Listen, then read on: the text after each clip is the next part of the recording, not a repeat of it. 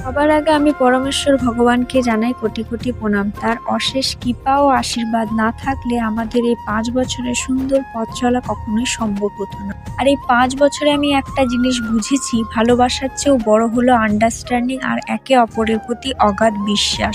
আমার জীবনের সেই মানুষটিকেই জানাই শুভ বিবাহবার্ষিকী, যে আমাকে আগলে রেখেছে প্রতিটি মুহূর্তে। আমার জীবনের সবচেয়ে বড় শক্তি আমার জীবনসঙ্গী। ও শুধু আমার স্বামী নয়, ও আমার সবচেয়ে প্রিয় বন্ধু। যে মানুষটার কাছে আমি মন খুলে হাসতে পারি, কাঁদতে পারি, আবার নির্ভয়ে নিজের সব কথা বলতে পারি। একটা মেয়ে তার জীবনে ঠিক যেমনটা চায়, ও তার চেয়েও অনেক বেশি আমাকে ভালোবাসায় ভরিয়ে রেখেছে।